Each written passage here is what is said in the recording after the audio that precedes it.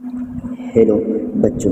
तो आपका part 2 class हमारे आसपास के पदार्थ को था, उसका पार्ट 2 आज हम कराएंगे। क्या पार्ट पार्ट पार्ट 2 कराएंगे बच्चों। ये चैप्टर आपको इतना इम्पोर्टेंट होगा कि ये आपको क्लास में फर्स्ट कराने का, यानी रैंक नंबर 1 आने का मेरा गारंटी है।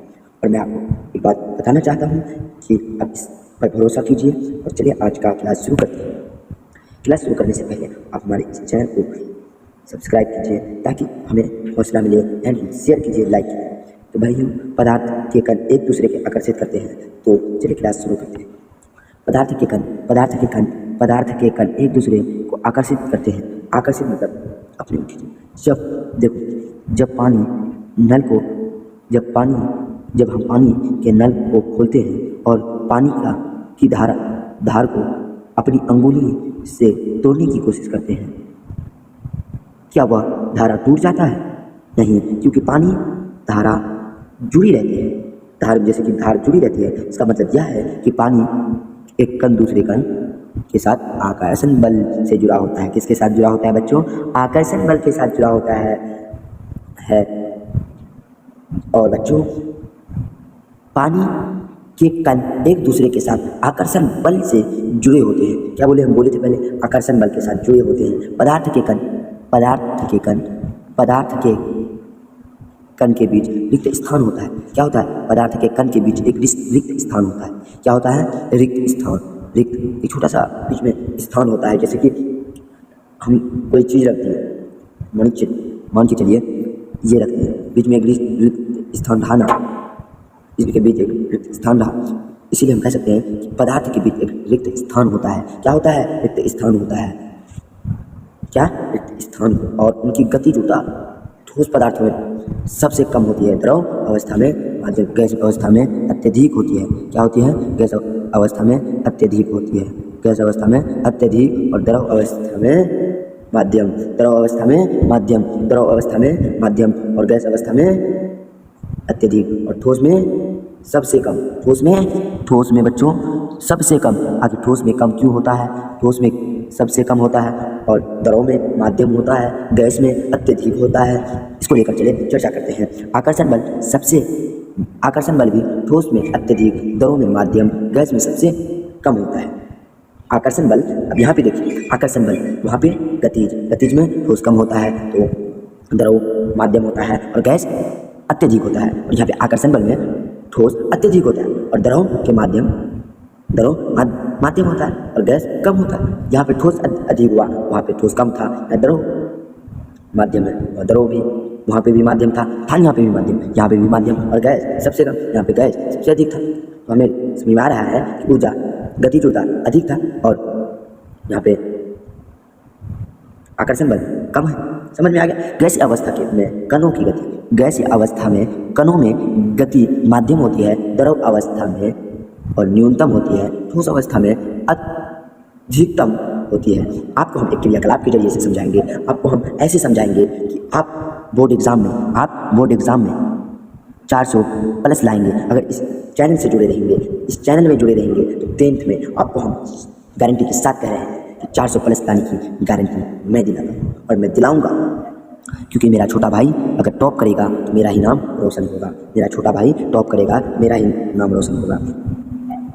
तो चलिए भाइयों, ठोस में देखिए, ऐसे ही दिमाग नहीं लगाते हैं। ठोस में आदमी एक ट्रेन का डिब्बा ले लीजिए, उसमें आदमी खूब कस देंगे। क्या करेंगे? खूब कस देंगे। क्या करेंगे? खूब कस देंगे। ठोस देखिए भाइयों, खूब ठोस दिए। एक ट्रेन का डिब्बा लिए, क्या लिए? एक घर लिए बच्चों। ये आदमी को मान लिए आदमी है, ये आदमी है। यहाँ पे ठूस दिए, पकड़ के ठोस हो गया। ठूस दिए, समझ में आ रहा है ना? ठूस दिए, ठोस हो गया। तो ठूस दिए, ठोस हो गया। तो भाइयों चलिए आगे बढ़ते हैं। तो द्रव के बारे में पढ़ेंगे। अब द्रव किसे कहेंगे? द्रव में थोड़ा कम, क्योंकि देखिए द्रव में कम होता है। देखिए कम है ना, यहाँ पे कम है, यहाँ पे कम है, भीड़ कम रखेंगे। यहाँ पे आदमी को नहीं घुसाएंगे, क्योंकि यहाँ ज़्यादा जनरल डिब्बा नहीं है, ये जनरल डिब्बा नहीं है, इसलिए हम इसको द्रव मानेंगे। जिसमें कम रहेगा भीड़, उसे द्रव मानेंगे। समझ में आ रहा है? उम्मीद है कि आप इंशाल्लाह टॉप करिएगा। और गैस में देखिए भैया, वो गुब्बारा ओहो गुब्बारा गुब्बारा को मान के चलिए। देखिए एक गुब्बारा के लिए है, एक गुब्बारा को लिए है, इसमें हवा भर दिए हैं, हवा भरे हैं, समझे, ये गैस हुआ। और देखिए एक मान के चले एक हॉल यहाँ पे भी, एक रूम यहाँ पे भी, यहाँ पे आदमी नहीं कसेंगे, यहाँ पे बड़े बड़े नेता लोग आया है, यहाँ पे कम आदमी रखे, काहे कि पैसा ज़्यादा दिया है, इसलिए यहाँ पे गैस है। गैस हमेशा हल्का होता है, ये आप लोग खुद जानते हैं मेरे भाइयों।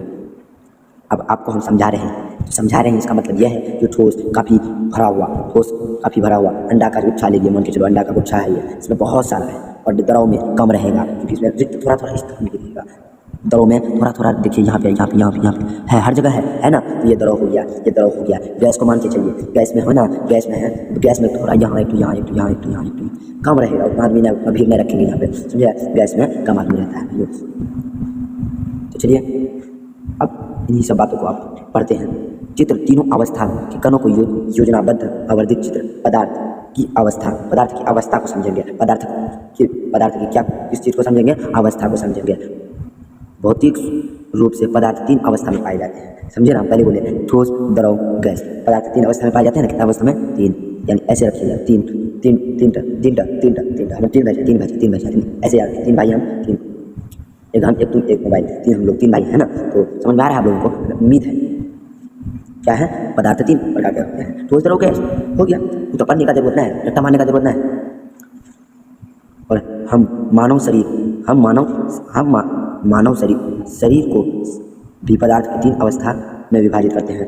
मानव शरीर के तीन हड्डी, दांत, ठोस अवस्था। हड्डी और दांत ठोस अवस्था यानी मजबूत रहता है। बलद, रक्त यानी द्रव अवस्था। बलद क्या है, रक्त यानी द्रव अवस्था, यानी फेफड़ा, हवा, गैसीय अवस्था। 70% पानी शरीर में मौजूद है। कितना प्रतिशत, 70%। फेफड़ा में हवा जो भरा होता है, सांस लेते हैं, छोड़ते हैं। मान के चलिए ये इंसान बनाए,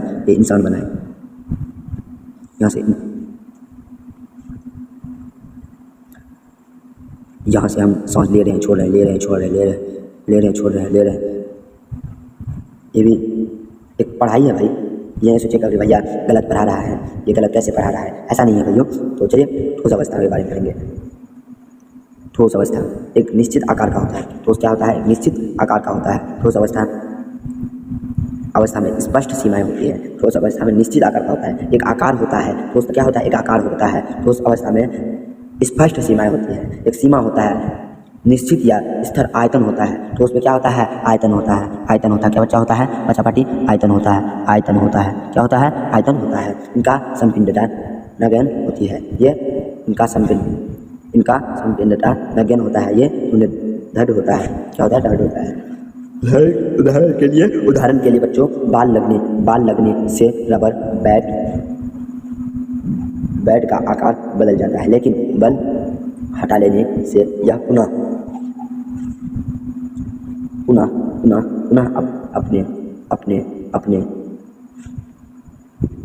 अपने मूल आकार में आ जाता है। अत्यधिक बल लगाया जाए तो रबर बैंड टूट जाता है।